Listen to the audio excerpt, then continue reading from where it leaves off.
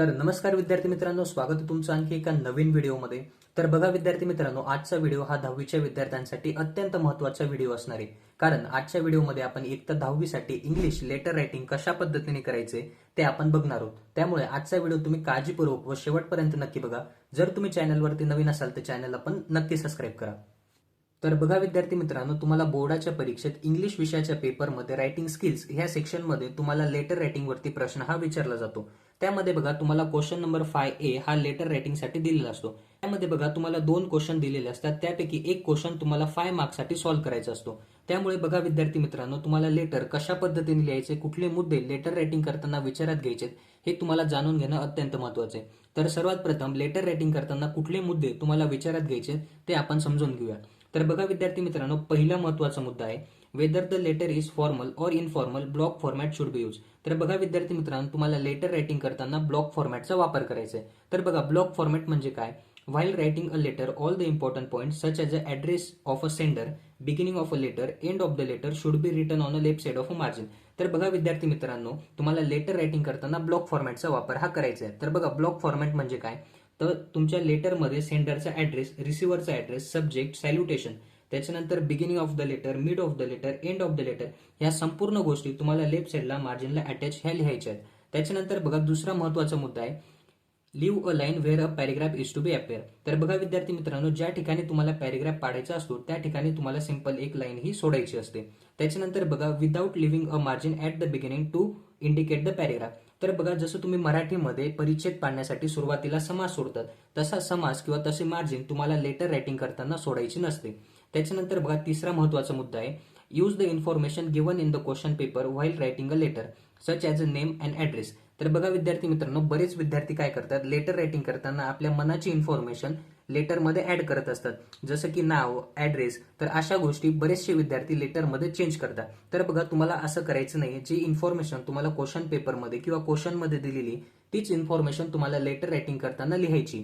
त्याच्यानंतर बघा चौथा महत्त्वाचा मुद्दा आहे letter should be written in minimum 3 paragraph such as a beginning of a letter, the explanation of a main topic and conclusion. तर बघा विद्यार्थी मित्रांनो, तुम्हाला 5 मार्क्ससाठी लेटर हे लिहायचं असतं. त्यामुळे कमीत कमी तुम्हाला 3 पॅरेग्राफमध्ये लेटर हे लिहायचं असणार आहे. त्यामध्ये बघा पहिला जो पॅरेग्राफ असणार आहे त्यामध्ये तुम्हाला लेटरची सुरुवात करायची. त्याच्यानंतर तुमचा मुख्य मजकूर हा दुसऱ्या पॅरेग्राफमध्ये आला पाहिजे आणि पत्राची शेवट किंवा लेटरचा शेवट तुम्हाला तिसऱ्या पॅरेग्राफमध्ये करायचंय. असे एकूण 3 पॅरेग्राफमध्ये तुम्हाला लेटर रायटिंग करायचंय. तर बघा विद्यार्थी मित्रांनो, आतापर्यंत आपण बघितलं की तुम्हाला लेटर कशा पद्धतीने लिहायचे, कुठले मुद्दे तुम्हाला विचारात घ्यायचे, कुठल्या सेक्शनमध्ये आणि किती मार्क्ससाठी लेटर हे विचारलं जातं, अशी संपूर्ण इन्फॉर्मेशन आपण लेटर रायटिंग बद्दल बघितली. आता आपण बघूया की तुम्हाला बोर्डाच्या परीक्षेत लेटर रायटिंग वरती कशा पद्धतीने प्रश्न हा विचारला जातो आणि कशा पद्धतीने तुम्हाला लेटर रायटिंग ही करायची. तर बघा विद्यार्थी मित्रांनो, तुम्हाला बोर्डाच्या परीक्षेत लेटर रायटिंगवरती अशा पद्धतीने प्रश्न हा दिलेला असतो. त्याखाली एक छोटीशी जाहिरात किंवा छोटीशी इन्फॉर्मेशन तुम्हाला दिलेली असते. त्यावर आधारित तुम्हाला 2 क्वेश्चन हे दिलेले असतात. त्यापैकी एक क्वेश्चन तुम्हाला 5 मार्क्ससाठी सॉल्व्ह करायचा असतो. तर बघा विद्यार्थी मित्रांनो, हा जो लेटर रायटिंगवरचा क्वेश्चन आहे हा 2024च्या बोर्डाच्या परीक्षेत आलेला क्वेश्चन आहे. तो आपण आजच्या व्हिडिओमध्ये बघणार आहोत. तर बघा सर्वात प्रथम आपण दोन्ही प्रश्न पहिले रीड करूया, त्यानंतर पुढे डिस्कस करूया. तर बघा विद्यार्थी मित्रांनो, पहिला जो क्वेश्चन आपल्याला दिलेला आहे तो आहे write a letter to the club in-charge English club Satara thanking him for giving a poster of developing writing skills. Also assure him the tips and guidance in the poster are useful to every English learner. तर बघा विद्यार्थी मित्रांनो, हा जो question आहे तो formal लेटरसाठी दिलेला question आहे. यामध्ये बघा तुम्हाला club in-charge English club Satara यांना तुम्हाला डेव्हलपिंग अ रायटिंग स्किल्स हे पोस्टर तयार केल्याबद्दल अभिनंदन करणारं पत्र तुम्हाला लिहायचंय. त्यानंतर बघा विद्यार्थी मित्रांनो, आपल्याला दुसरा क्वेश्चन दिलेला आहे write a letter to your friend who is not doing well in English, advise him or her to study well, make a use of the points given in the poster. तर बघा विद्यार्थी मित्रांनो, हा जो दुसरा question आहे तो question तुम्हाला इनफॉर्मल लेटरसाठी दिलेला आहे. यामध्ये तुम्हाला तुमच्या मित्राला लेटर लिहायचं आहे आणि त्या लेटरमध्ये तुम्हाला ॲडवाइस करायची की तुमच्या मित्राला तुम्ही इंग्लिश सुधारण्यासाठी किंवा इंग्लिशवरती कमांड मिळवण्यासाठी कशा पद्धतीने हेल्प करू शकतात. तर बघा विद्यार्थी मित्रांनो, अशा पद्धतीने तुम्हाला 2 क्वेश्चन ह्या इन्फॉर्मेशनवरती दिलेले आहेत. या दोन्ही क्वेश्चनपैकी एक क्वेश्चन तुम्हाला सॉल्व्ह करायचा असतो. तर बघा पत्र लिहिताना किंवा लेटर लिहिताना दिलेली इन्फॉर्मेशन तुम्हाला लेटरमध्ये यूज करायची. तर बघा विद्यार्थी मित्रांनो, सर्वात प्रथम आपण फॉर्मल लेटर कशा पद्धतीने लिहायचे ते आपण बघूया. तर बघा विद्यार्थी मित्रांनो, फॉर्मल लेटर लिहिताना सर्वात प्रथम तुम्हाला सेंडरचा ऍड्रेस आणि सेंडरचं नाव तुम्हाला लिहायचं असतं. त्यामध्ये बघा सर्वात वरती तुम्हाला सेंडरचं नाव, त्याच्यानंतर सेंडरचा ऍड्रेस आणि डेट तुम्हाला टाकायची असते.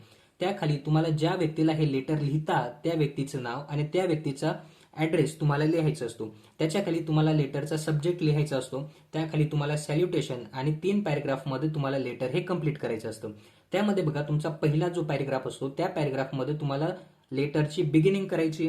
त्याच्यानंतर दुसरा जो पॅरेग्राफ आहे त्या पॅरेग्राफमध्ये तुमच्या लेटरचा मुख्य मजकूर किंवा तुमच्या मेन टॉपिकचं एक्सप्लेनेशन तुम्हाला सेकंड पॅरेग्राफमध्ये करायचं असतं. त्याच्यानंतर थर्ड पॅरेग्राफमध्ये तुम्हाला लेटरची एंडिंग करायची असते आणि सगळ्यात शेवटी तुम्हाला वॉर्म रिगार्ड्स फ्रॉम ज्या व्यक्तीने हे पत्र लिहिलं आहे किंवा ज्या व्यक्तीने हे लेटर लिहिलं आहे त्या व्यक्तीचं नाव तुम्हाला लिहायचं असतं. तर बघा या संपूर्ण गोष्टी तुम्हाला लेफ्ट साईडच्या मार्जिनला अटॅच ह्या लिहायच्या असतात. आणि दुसरी महत्वाची गोष्ट, बरेच विद्यार्थी लेटर रायटिंग हे एसे रायटिंग सारखं करतात. तर बघा पॅरेग्राफ पाडताना सुरुवातीला जसं तुम्ही मराठीमध्ये समास सोडतात तसं तुम्हाला सुरुवातीला समास सोडायचा नसतो. ज्या ठिकाणी तुम्हाला पॅरेग्राफ पाडायचा असतो त्या ठिकाणी सिम्पली तुम्हाला एक लाईन ही सोडायची असते अशा पद्धतीने. तर बघा हे होतं तुमचं फॉर्मल लेटर. आता आपण बघूया की तुम्हाला इनफॉर्मल लेटर कशा पद्धतीने लिहायचं असतं. तर बघा विद्यार्थी मित्रांनो, हे आहे तुमचं इनफॉर्मल लेटर. तर बघा विद्यार्थी मित्रांनो, इनफॉर्मल लेटर लिहिताना सर्वात प्रथम तुम्हाला सेंडरचं नाव, सेंडरचा ऍड्रेस आणि डेट तुम्हाला टाकायची असते. त्याखाली तुम्हाला लेटरचं सॅल्युटेशन हे लिहायचं असतं. तर बघा विद्यार्थी मित्रांनो, इनफॉर्मल लेटर लिहिताना तुम्हाला सब्जेक्ट हा लिहायचा नसतो. त्याचबरोबर ज्या व्यक्तीला तुम्ही लेटर लिहित आहात त्या व्यक्तीचं नाव आणि त्या व्यक्तीचा ऍड्रेस सुद्धा तुम्हाला इनफॉर्मल लेटरमध्ये लिहायचा नसतो.